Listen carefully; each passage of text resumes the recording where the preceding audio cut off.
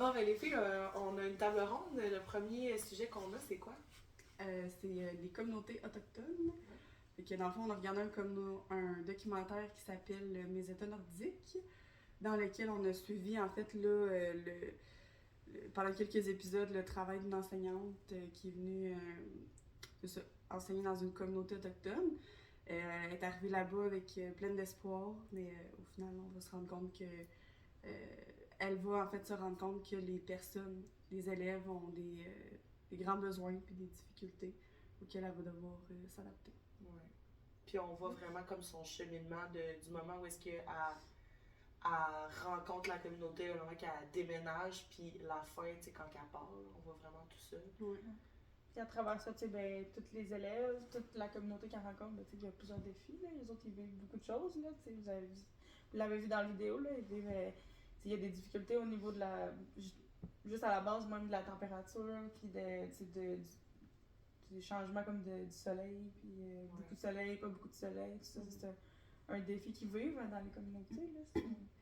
Puis si on se positionne plus vers l'école puis les élèves en tant que tels, il y en a beaucoup qui ont des difficultés d'apprentissage, il y en a qui à la maison, c'est pas facile, là, le problème de consommation de la communauté en tant que telle, ça en fait partie. Là. On le voit dans le documentaire que, tu sais, elle donne des prix quasiment à...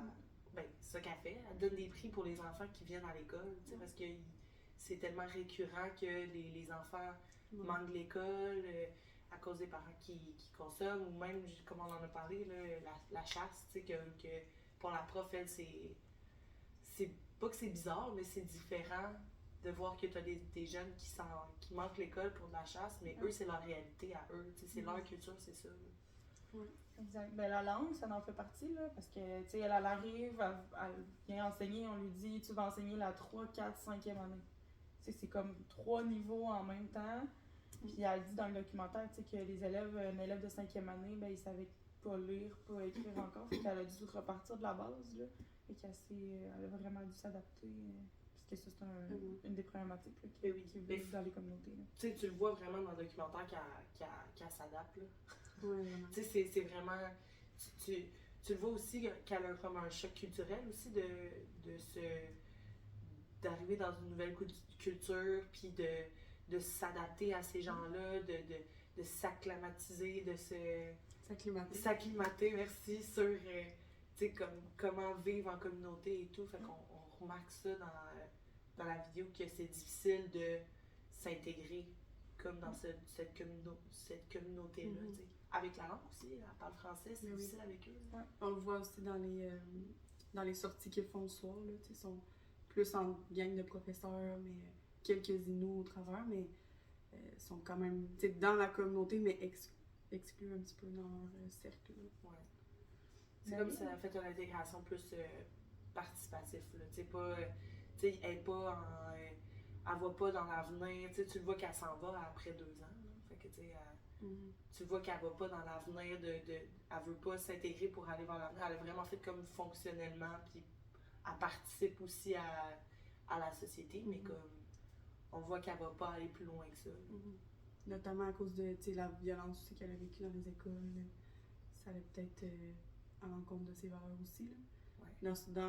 Je pense qu'elle s'est rendue compte que elle avait pas nécessairement tout le pouvoir pour changer des choses qui ne peuvent pas être changées vraiment. Là. Elle est arrivée là avec tellement de bonne foi, mais tu sais, après ça, tu vis le choc, puis c'est difficile de faire tes interventions, faut que tu t'adaptes. T'sais, elle l'a dit dans la vidéo, là, à un moment donné, elle pleure les 3-4 jours de suite parce qu'il faut qu'elle change complètement son style.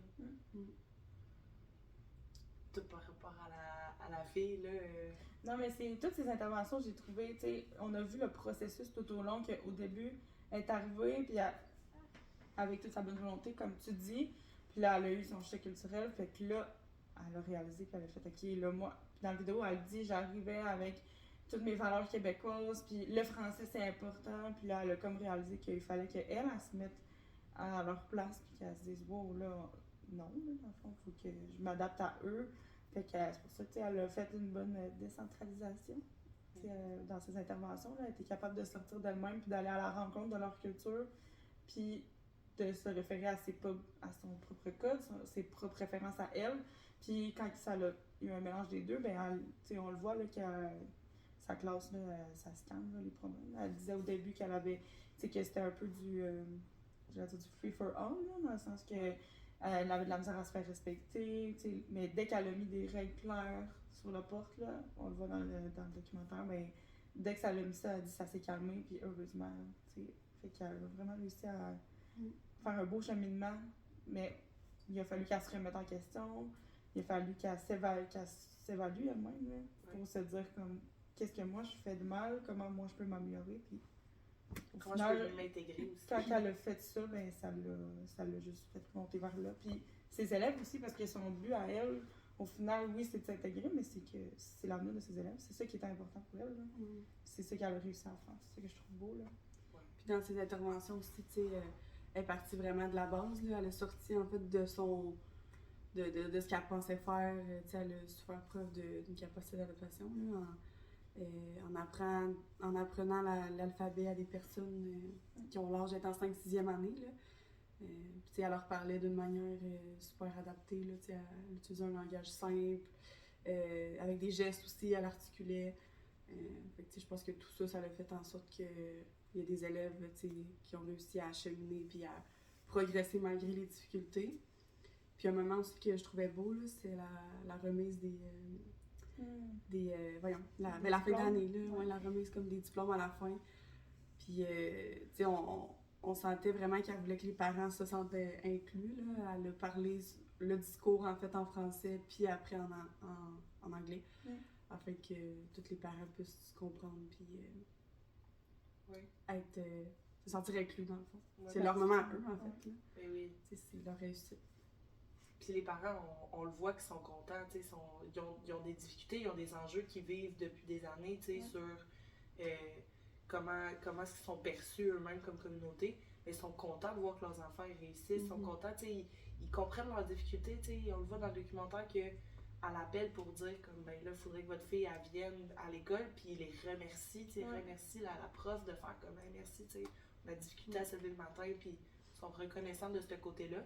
En même temps, c'est difficile de pas avoir peur des Blancs qui viennent dans les communautés parce que de tout historiquement qu'est-ce qui s'est passé, c'est difficile de s'intégrer dans la communauté. Oui, mais il y a une remise en question de par la personne là, qui arrive dans la communauté, il y a une remise en question d'elle-même, mon rôle, est-ce que je le joue bien, mais aussi des personnes justement autochtones dans la vidéo là, qui testent son autochtone, là, on le voit à l'école. Et avec la violence, tout ça, ben, elle se fait dire à un moment donné des insultes, elle se fait insulter, puis après ça, c'est comme c'est le fait accompli. Là. Tu te refais toujours mettre en question, puis elle a su bien. Comment dire. J'allais dire consommer ça, mais c'est pas ça le mot. Mais... Il y a aussi, de par leur. Justement, ils sont plus exclus, je parle géographiquement, là, dans leur communauté. Fait que les personnes qui viennent, c'est pas des personnes avec lesquelles ils vont créer un lien de façon permanente. Là. Donc, il y avait un certain manque de confiance aussi, peut-être de la méfiance au niveau des élèves envers elles. Mais je pense que c'était beau aussi puis gratifiant pour elle de voir qu'elle a su créer un lien avec eux.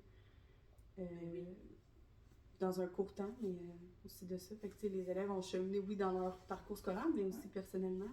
Dans leurs habiletés puis leur attachement envers Quand tu dis ça, ça me fait penser aux fraises citron qu'elle utilise là, pour la gestion des conflits. Puis à la fin, elle dit dans la réalité, là, nous dans la classe, il y a le fraise citron pour pouvoir se parler de nos conflits.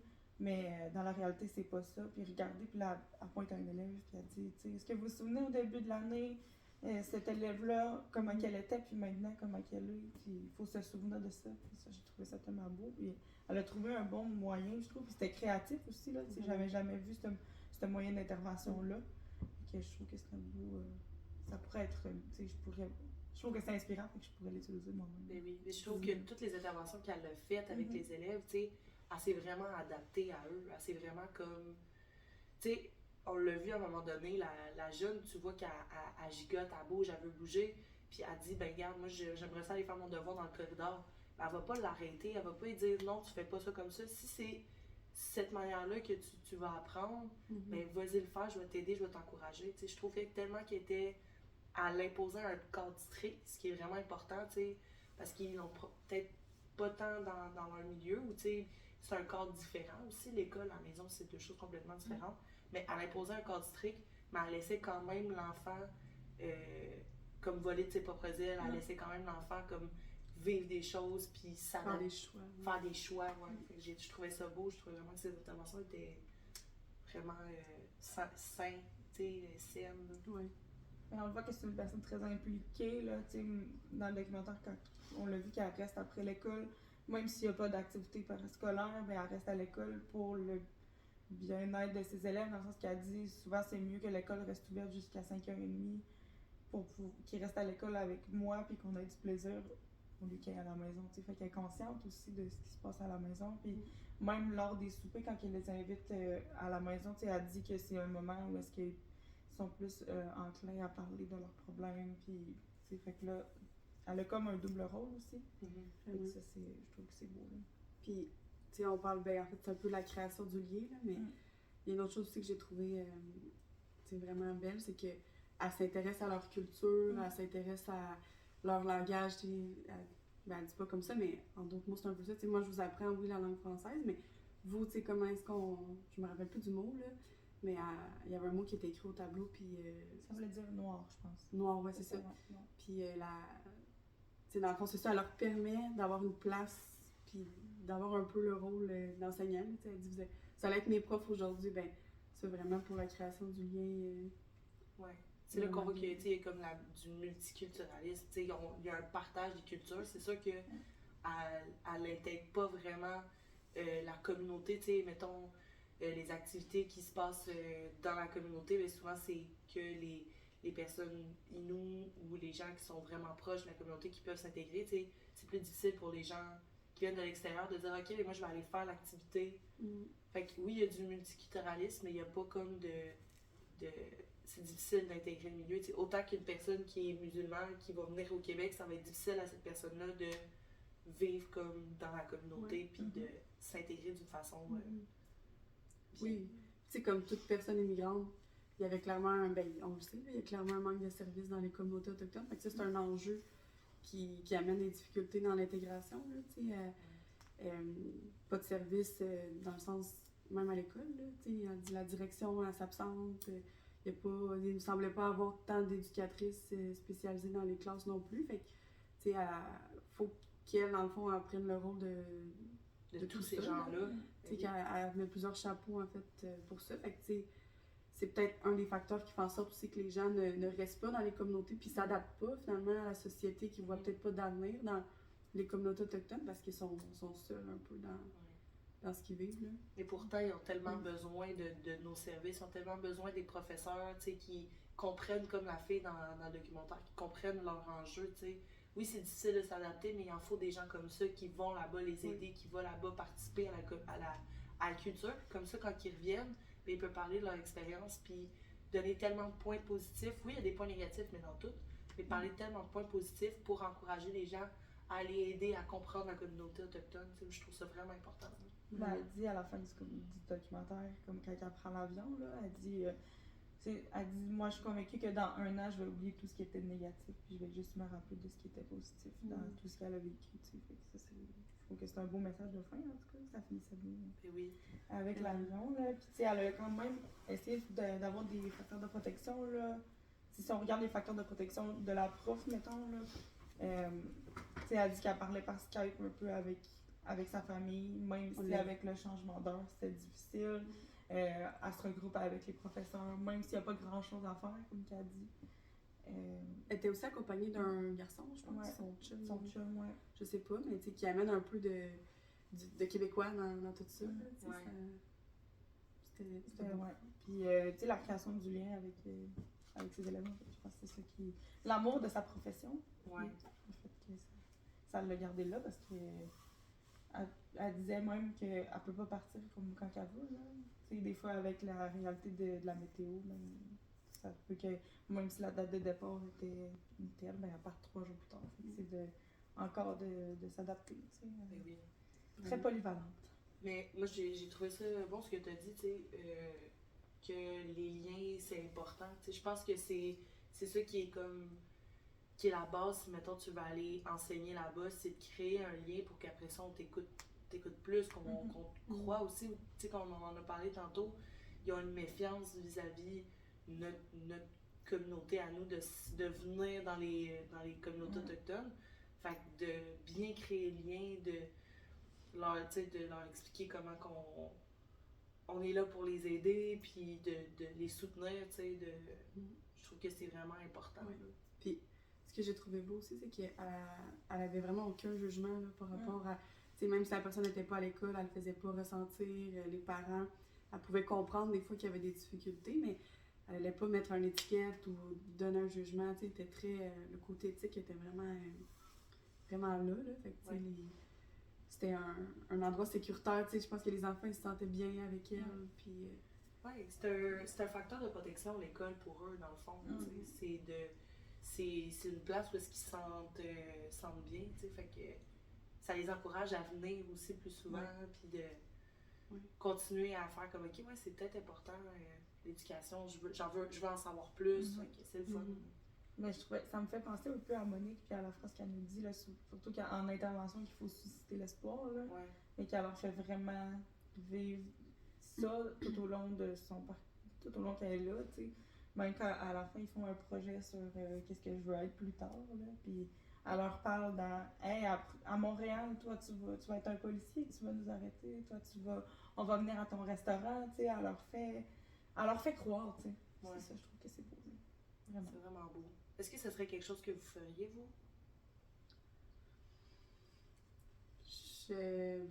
Moi, je sais pas. Peut-être pas maintenant, mais peut-être plus tard dans ma carrière oui, parce que ça m'intéresse, mais en même temps, je pense que je serais capable de relever le défi, mais la distance de mes proches, le fait de ne pas me retrouver avec ma famille ou des personnes qui sont près de moi, mais aussi le manque de soutien là, dans les écoles, je pense que ça, c'est vraiment, vraiment un enjeu. J'espère, en tout cas, j'imagine, mais j'espère qu'aujourd'hui, c'est un petit peu mieux. Là.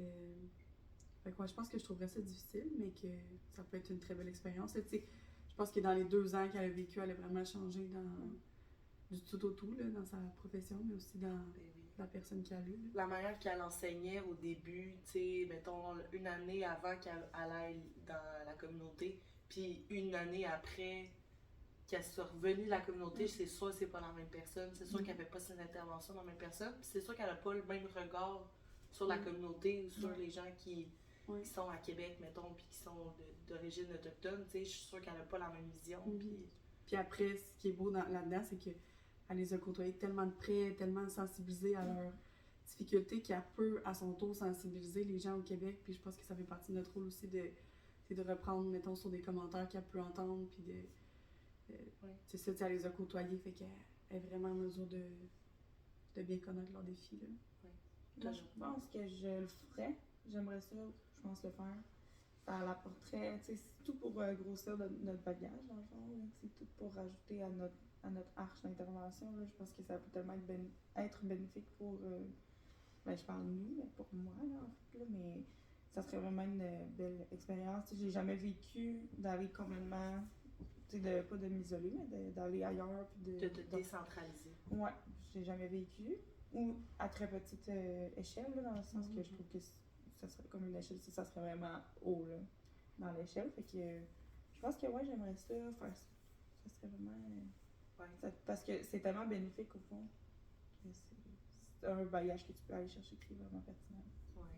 Toi? Moi, pour vrai, c'est le genre de défi qui m'intéresse. Moi, vraiment d'aller dans la communauté, puis en apprendre sur les autres cultures. Moi, c'est vraiment quelque chose qui m'intéresse, puis je comprends les enjeux qu'ils vivent, puis je sais qu'est-ce qu'ils ont vécu historiquement, de tout le racisme qu'ils subissent, c'est dans notre pays, c'est pas, on parle pas de notre pays, c'est directement dans notre pays. Moi, je trouve que c'est important qu'on puisse aller faire ça, que ce soit comme d'aller dans des activités où est-ce que, pas juste d'aller dans le nord du Québec, mais d'être conscient de la culture, je trouve ça vraiment important. Puis moi, d'aller là-bas, je trouve que ça serait un excellent défi.